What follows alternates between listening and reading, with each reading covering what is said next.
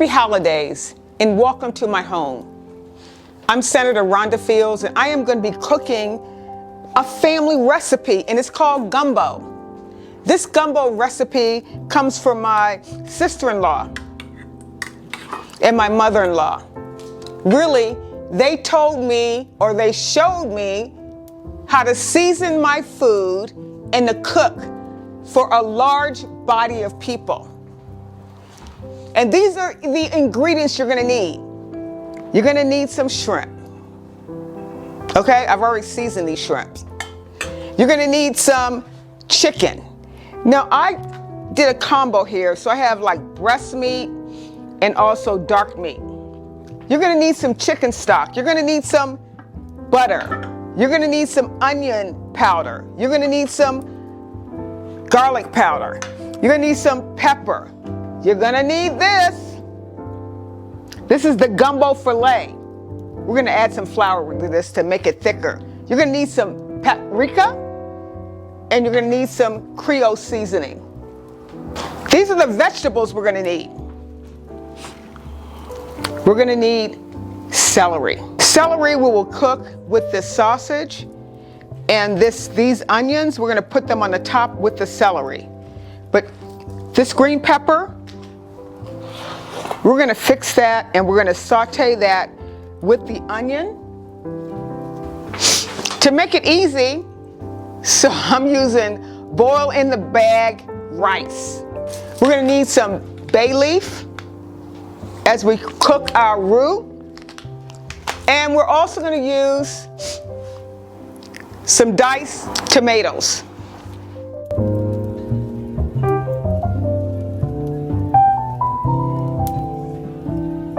So family, I always clean my chicken and I clean it with lemon and salt. So this has already been cleaned. So make sure once you work with chicken that you make sure that your hands are clean. So what I'm gonna do right now, I'm gonna rinse off everything that I always soak my chicken because it makes it more tender. So I'm rinsing off all the salt and the lime juice, and I am now going to put it in this pressure cooker. So my chicken has been cleaned and rinsed off, and I want to make sure that I don't transfer any bacteria from the chicken.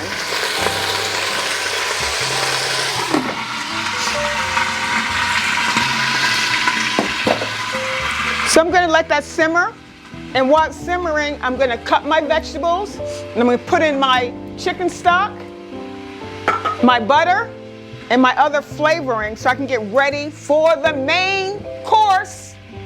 And the main course is the gumbo. You are gonna love this recipe. I'm not quite sure what you're thankful for as we end 2021. But I'm thankful that none of my family members were impacted by COVID. But I know other people have been. So this Thanksgiving and this Christmas holiday, I'm thankful that I'm able to be here to cook this recipe. Okay, now we're ready to cut up our veggies for the gumbo. So I'm using this sausage. It's a Cajun sausage, so you want to make sure you have that. And if you don't like the Cajun sausage, just don't include it. You can just use your chicken, or you can use turkey. You can use whatever is comfortable for you. But what I'm going to do is I'm going to saute the sausage, the green pepper, the onions, and the celery. The chicken is cooking in my pressure cooker. And so what I want to do right now is to add a little flavor so that we don't overcook the chicken and it burns. And remember, gumbo is like a soup. So having a little chicken stock is not going to hurt it. You see how it toned down the whole sizzling process? And it's just going to help it. It's just going to help it. It's not going to hurt. So I'm going to start with cooking my sausage. And while they're being grilled, I am going to chop up my veggies. So watch this space. I'm going to put this to the side because this is garnishing at the end with the rice. So we're going to use this parsley and these green onions on top of the rice after we're done with the gumbo.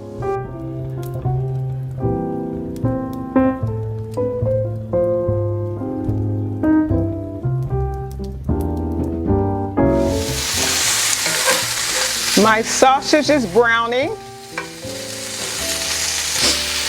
And once it gets a little darker, I will add the celery because the celery doesn't take long to cook, and neither do the onions or the bell peppers.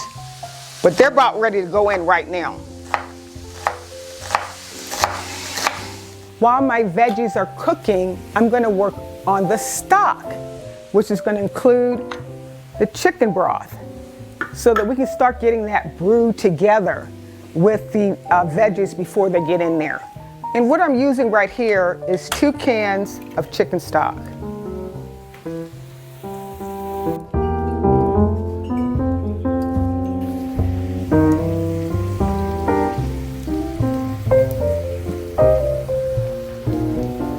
It's starting to look good already. So what I have right now, I'm sauteing the chicken and the sausage and the celery and the onions and the green peppers. I'm going to add 2 bay leaves into the broth. Everyone has a different approach to how you cook gumbo, but I like sauteing my meat because I think it adds a certain sense of flavor to it. So I don't like to put it into the pot just bland. I like to make sure that it's well seasoned. So I think this is ready for me to put into my broth.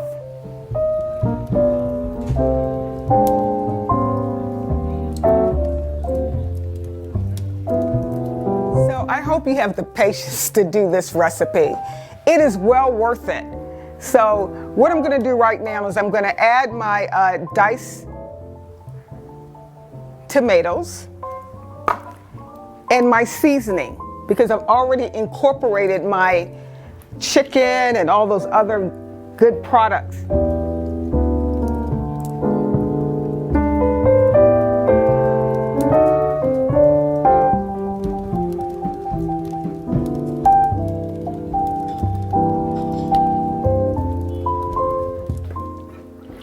Oh my goodness, look at it now.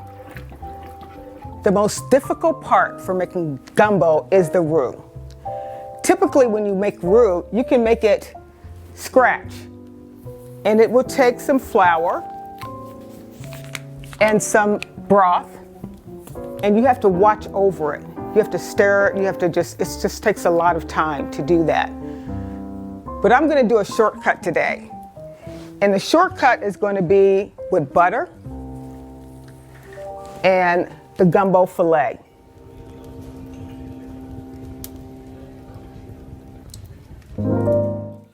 Normally we have gumbo on New Year's Eve.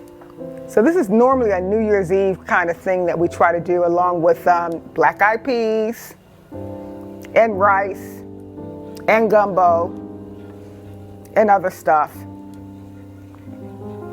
This is starting to come together really nicely. I really like the way it's looking. I'm just trying to make sure it's not lumpy. Chicken bouillon. And just add a little bit to give it a little bit more flavor. That was probably a half of a teaspoon. This is looking really good. And I'm ready now to put this in there. I'm gonna go ahead and saute my shrimp.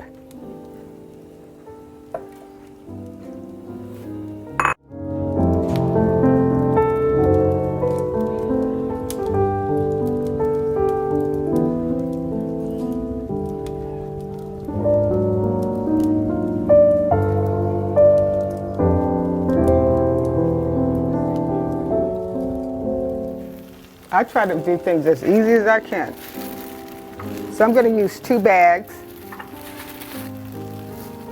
I'm going to put it only takes 10 minutes to do this.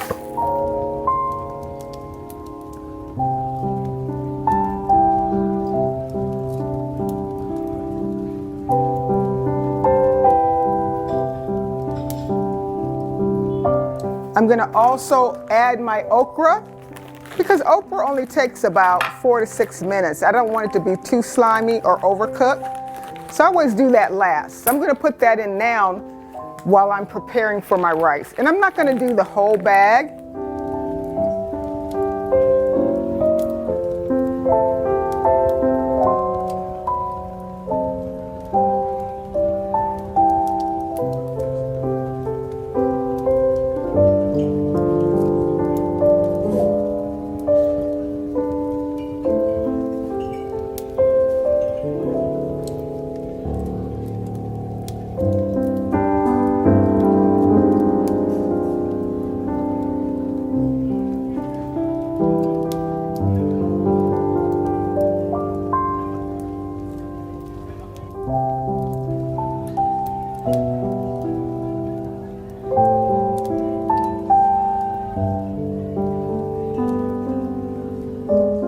Thanks so very much for joining me in my kitchen as I shared with you my recipe for gumbo. And gumbo can be made in a lot of different versions. You can have seafood gumbo. You can put oysters in there. You can have a chicken gumbo. You can have a sausage gumbo. What I like most about teaching cooking gumbo is all the ingredients that come together make for the perfect kind of recipe where you can have your family and your friends together and they can have some gumbo. So try you some. At this time, I want to wish everyone the happiest of holidays as we go into 2022.